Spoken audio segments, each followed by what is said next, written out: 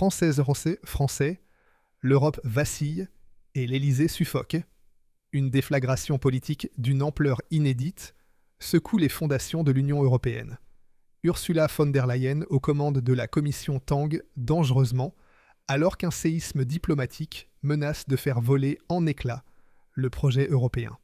Le point de départ, l'Irlande. Là-bas, un vent de révolte souffle baptisé X-Cité, une vague souverainiste nourrie par une exaspération migratoire sans précédent. Et chez nous, en France, le premier à brandir l'étendard de la rupture, ce n'est pas un inconnu tapis dans l'ombre. Non, c'est Florian Philippot, chef de file des Patriotes, qui a choisi de rugir plutôt que de chuchoter en déclarant sans détour sur X que l'heure est venue, pour chaque État, de reprendre le contrôle et de claquer la porte de l'UE. Son message, vu par plus de 50 millions de personnes, fait exploser les réseaux sociaux. Pourquoi Philippot s'attaque-t-il frontalement à Bruxelles ? Pourquoi les médias mainstream comme France, Télévision ou Le Monde restent-ils muets ?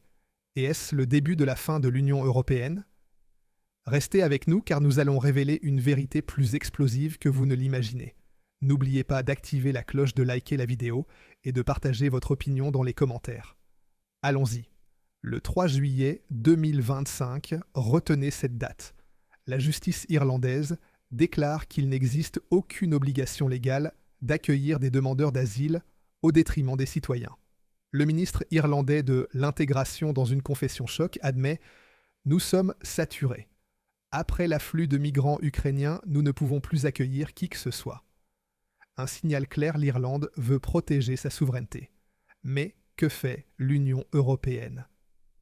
Le lendemain, des juges européens depuis leur bureau de Bruxelles cassent la décision irlandaise. Leur ordre, vous devez fournir des logements aux migrants que vous le vouliez ou non. Pas de vote, pas de débat, juste une domination brute. Même lorsque les tribunaux irlandais précisent que les demandeurs d'asile ne vivent pas dans des conditions inhumaines, mais simplement avec des contraintes matérielles, Bruxelles force l'Irlande à plier. Le message est limpide, obéissez même si cela nuit à votre peuple. Imaginez vos villes au bord de la faillite, vos hôpitaux débordés, vos citoyens sans logement, et l'Union européenne répond « peu importe ».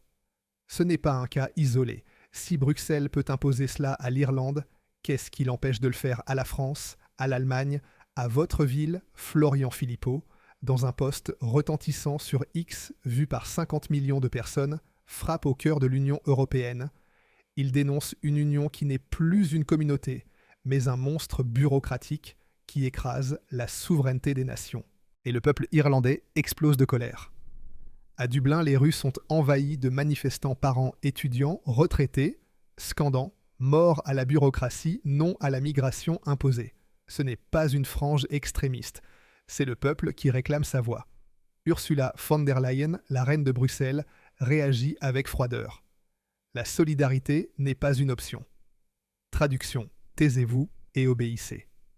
Ses alliés à Bruxelles renchérissent, affirmant que le logement des migrants est une obligation européenne, pas une question nationale. En clair, vos électeurs ne comptent pas. Mais la panique est palpable. Le Parlement irlandais censure plus de 2000 commentaires critiques en quelques heures. Les médias publics refusent de relayer le message de Philippot, mais 50 millions de personnes l'ont vu. Il y a 18 mois, von der Leyen et ses alliés se moquaient de figures comme Philippot. « Occupe-toi de ta petite politique », lançait-il. Mais l'homme, qui a transformé X en une arme pour la liberté d'expression, voit plus clair que tous. Il dit tout haut ce que des millions pensent. L'Union européenne mène une guerre contre les nations déguisées en vertu imposée par la peur. Et maintenant, Bruxelles a peur de lui. Car lorsque Philippot et 600 millions d'Européens déclarent la guerre à cette institution, l'histoire montre que les élites perdent. Souvenez-vous de ce qu'il disait de X, une plateforme sans censure ne peut pas fonctionner. Philippot et d'autres ont prouvé le contraire, libérant la parole populaire.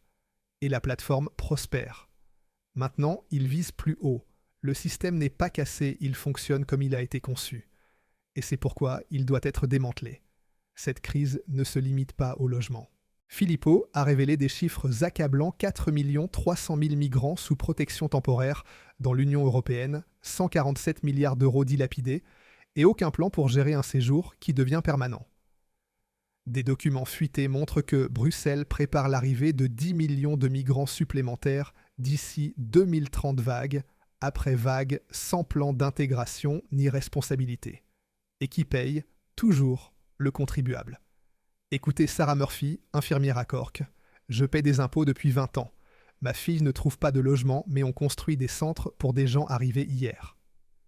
Michael O'Reilly, ancien combattant irlandais, a vu sa demande de logement refusée pendant qu'un hôtel voisin était réquisitionné pour des demandeurs d'asile. Même The Irish Times, loin d'être un journal populiste, admet que la position de l'UE est juridiquement défendable, mais politiquement explosive. Explosive, c'est le mot. Une révolution se profile, les chiffres ne mentent pas. Pour la première fois depuis l'adhésion de l'Irlande à l'UE, le soutien à l'Union chute sous les 50%. En France, 41% des citoyens veulent un référendum sur un Frexit, selon une enquête récente. Aux Pays-Bas, 43% soutiennent un Exit. En Pologne, 38% envisagent un Polexit. Ces chiffres en hausse ne viennent pas de marginaux, mais d'enseignants, d'ingénieurs, de parents épuisés d'être gouvernés par des bureaucrates anonymes. Ursula von der Leyen est le visage de cette crise. En 2025, elle survit à une motion de censure au Parlement européen avec 360 voix contre, malgré des critiques massives. Pourquoi ? Parce que le système la protège. Mais regardons de plus près. Cette motion était liée entre autres au scandale des vaccins. Des milliards d'euros dépensés pour des doses inutilisées. Et la Commission refuse de publier les messages écrits entre von der Leyen et le président directeur général de Pfizer, Albert Bourla. La Cour de justice européenne a jugé que la Commission violait ses obligations de transparence avec des documents potentiellement détruits pour éviter toute responsabilité. Et ce n'est pas tout. Le Fonds de défense européen est imposé par des artifices juridiques malgré l'opposition du comité législatif du Parlement. Le Digital Services Act, un outil de censure, est utilisé pour influencer les élections et réduire les critiques au silence, comme en France et en Roumanie, où il sert à contester des résultats électoraux. Ce n'est pas une défense de la démocratie, c'est une attaque contre elle. Viktor Orban qualifie cela de catastrophe. En France, Florian Philippot dénonce une soumission à Bruxelles, rappelant ses critiques de 2023 lorsque la France avait été forcée d'accepter des quotas migratoires après une confrontation avec l'Union européenne sur l'Ocean Viking. À l'époque, Philippot avait accusé Macron de céder face à Bruxelles, abandonnant la souveraineté française pour des politiques migratoires imposées. Un scandale qui avait enflammé les réseaux sociaux et les manifestations à Paris. En France, la colère gronde. Emmanuel Macron promettait en 2024 « Vous verrez du changement cet été ». Mais que voyons-nous ? Des prix qui explosent, une insécurité croissante, un État qui perd le contrôle. Une enquête récente montre que seuls 22% des Français constatent une amélioration sous Macron. Même au sein de La République En Marche, le soutien s'effrite. Pourquoi ? Parce que Macron prolonge les politiques de soumission à Bruxelles. Il parle de réforme, mais plie dès que von der Leyen siffle. Les patriotes de Philippot, eux, disent « ça suffit ». Une enquête indique que 26% des Français pensent que les patriotes pourraient devenir une force majeure aux prochaines élections, rivalisant avec les partis traditionnels. Pourquoi ? Parce que Philippot parle au peuple, dénonçant un Élysée qui obéit à Bruxelles au détriment des Français. Le secteur automobile, cœur de l'économie française, est sacrifié par l'accord douanier de von der Leyen avec les États-Unis imposant 15% de taxes sur les exportations européennes, tandis que l'Union européenne renonce à taxer les produits américains. Et qui paye ? Le contribuable. Les républicains restent silencieux, Renaissance incarne l'indécision, les écologistes prônent l'idéologie, seuls les patriotes parlent clair. Patriotes